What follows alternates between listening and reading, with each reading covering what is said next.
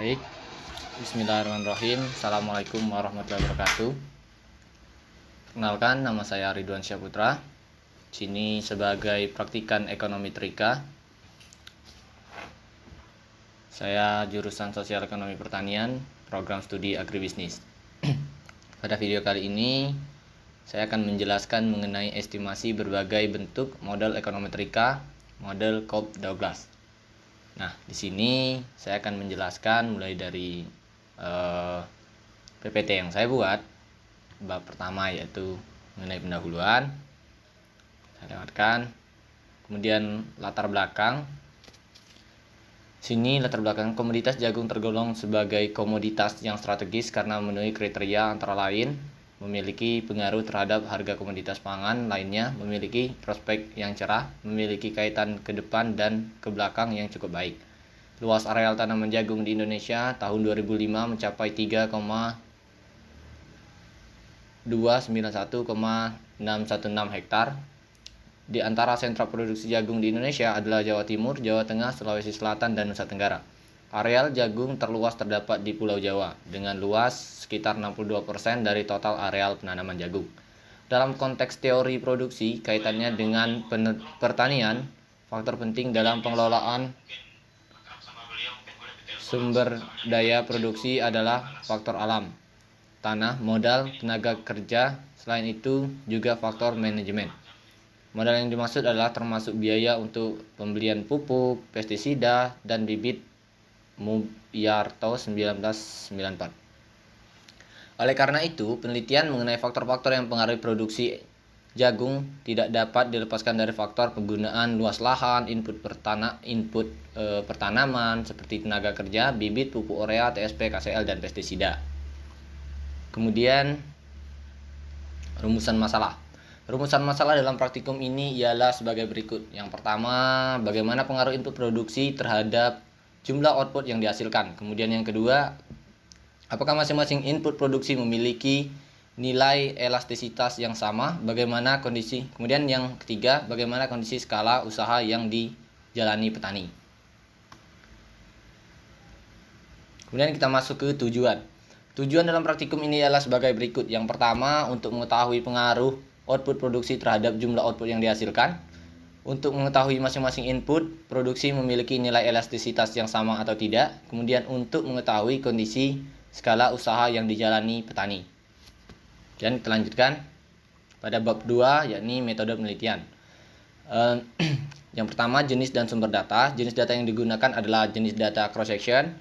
Kemudian sumber data yang diperoleh dari judul tesis analisis faktor-faktor yang mempengaruhi produksi jagung di Kecamatan Wirosari, Kabupaten Grobogan. Penulis Riyadi, tahun 2007, Universitas Diponegoro, Semarang. Kemudian spesifikasi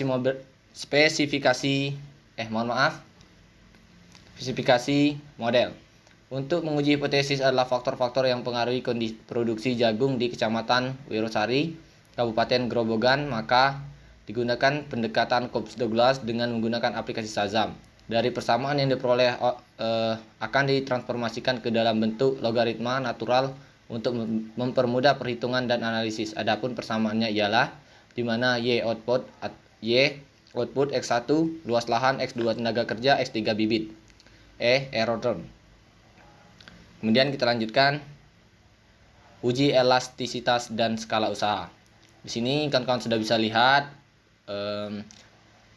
uji nilai elastisitasnya ini, kemudian uji skala usahanya. Kemudian bab 3, hasil dan pembahasan. Nah, kawan-kawan sudah bisa lihat X1 tidak berpengaruh, nilai P atau value, X1 tidak berpengaruh, X2 berpengaruh, X3 tidak berpengaruh. Kemudian di sini ada uji skalanya. Hasil dari uji skala kurang dari 1, yang artinya penambahan input akan mengakibatkan kenaikan produksi jagung yang kian menurun dan usaha petani tersebut berada pada tingkat DRS atau decreasing return to scale. Kemudian penutup, kesimpulan, variabel tenaga kerja berpengaruh terhadap produksi jagung, sedangkan untuk variabel luas lahan dan bibit tidak berpengaruh terhadap produksi jagung. Variabel yang memiliki p-value hanya tenaga kerja sehingga tidak memiliki nilai elastisitas yang sama. usaha tani jagung di Kabupaten Blora bersifat DRS. Mungkin pada video kali ini hanya itu yang dapat saya sampaikan mengenai video yang terakhir. Apabila saya ada salah kata, salah perbuatan, saya mohon maaf yang sebesar-besarnya. Saya akhiri, wabillahi taufiq wal hidayah. Wassalamualaikum warahmatullahi wabarakatuh. Salam sejahtera untuk kita semua. Semoga semuanya dalam lindungan Allah Subhanahu wa taala. Terima kasih.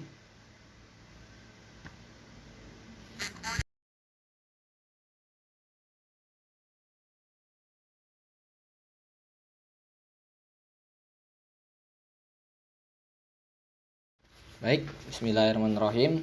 Assalamualaikum warahmatullahi wabarakatuh. Salam sejahtera untuk kita semua. Nah, di sini saya akan menjelaskan, mohon maaf sebelumnya, di sini saya akan menjelaskan model dengan variabel beda kala atau language variable dan spesifikasi model. Sebelumnya, perkenalkan, nama saya Ridwan Syahputra, NPM E1D019091, sebagai praktikan ekonomi Trika, jurusan Sosial Ekonomi Pertanian, program studi agribisnis. Nah, di sini mungkin tadi sudah saya jelaskan, saya akan menjelaskan model dengan variabel beda kala atau language variable dan spesifikasi model. Oke, baik, kita lanjutkan. Mungkin kawan-kawan sudah bisa lihat pada layar bab 1 pendahuluan. Nah, di sini PPT-nya sudah saya buat. Yang pertama, latar belakang setelah pendahuluan. Signifikasi.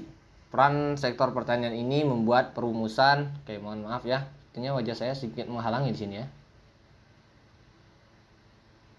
Oh, nggak bisa di-share. Perumusan kebijakan pada sektor pertanian tidak boleh dilakukan secara parsial dan terburu-buru. Penelitian yang terus berkelanjutan sangat diperlukan untuk menangkap perubahan karakteristik dan faktor-faktor yang mempengaruhi sektor ini. Sektor pertanian akan difokuskan pada sektor pangan, yaitu ketersediaan padi sebagai bahan dasar beras. Beras mendominasi konsumsi komoditi pangan di Indonesia, yaitu sebesar 139,15 kg per kapita per tahun, atau sama dengan 96% dari total konsumsi masyarakat Indonesia. Kebutuhan pangan merupakan basic needs bagi setiap orang. Berkelangsungan hidup dan tingkat kesejahteraan suatu negara salah satunya tercermin dari kemampuan negara tersebut menyediakan komoditi pangan yang terjangkau bagi rakyatnya. Baik dari segi kuantitas maupun stabilitas, harganya, ketersediaan kuantitas dan kestabilan harga beras didekati pada proses produksi dan fasilitas yang diberikan kepada 90 juta petani yang akan memberikan dampak besar bagi penawaran komoditi pangan ini. Kondisi mendesak ini sudah seharusnya diprioritaskan secara serius penanganannya demi menghindari krisis multidimensi, baik pada konteks nasional maupun global. Tindakan yang dapat dilakukan adalah melalui kebijakan masing-masing negara dan bantuan luar negeri dari lembaga internasional. Namun demi kemandirian, kebijakan yang paling baik dilakukan adalah kebijakan yang berpihak dari karakteristik struktur produksi masing-masing negara dengan fokuskan pada beberapa faktor yang mempengaruhi perilaku dari penawaran komoditi pangan, terutama padi sebagai bahan baku beras. Nah, sini kita lanjutkan rumusan masalah. Yang pertama, apakah suku bunga deposito berpengaruh terhadap permintaan uang kuasi di Indonesia? Apakah suku bunga PDB inflasi secara bersama berpengaruh terhadap kasus kausi Indonesia? Kemudian, apakah PDB berpengaruh terhadap permintaan uang kausi Indonesia? Kemudian yang selanjutnya, tujuannya untuk mengetahui pengaruh suku bunga deposito terhadap permintaan uang kuasi di Indonesia, untuk mengetahui pengaruh PDB per kapita terhadap permintaan uang kausi di Indonesia, untuk mempengaruhi inflasi terhadap permintaan uang kausi di Indonesia, untuk mempengaruhi suku bunga PDB inflasi terhadap permintaan uang kausi di Indonesia. Dan yang selanjutnya, metode penelitian data runtun waktu atau time series. Nah, secara sistematis sudah bisa dilihat.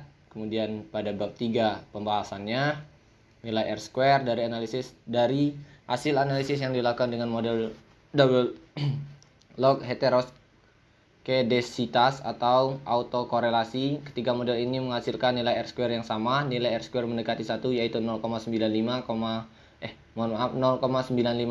Artinya model yang kita gunakan dapat menggambarkan pengaruh variabel bebas terhadap variabel terikat sebesar 95,04%. Sisanya 4,96% dipengaruhi oleh variabel lain yang dimasukkan dalam model. Kemudian uji heteroskedastisitas. Kemudian ada uji autokorelasi, pengaruh masing-masing variabel bebas. Variabelnya kawan-kawan bisa lihat, kayak saya ulangi,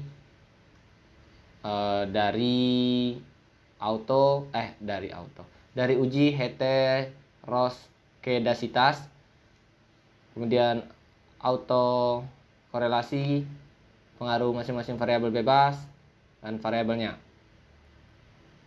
Nah, mungkin pada video kali ini hanya itu yang dapat saya jelaskan, hanya itu yang dapat saya sampaikan. Semoga kawan-kawan sehat selalu, semoga kawan-kawan rezekinya lancar dan selalu dalam lindungan Allah.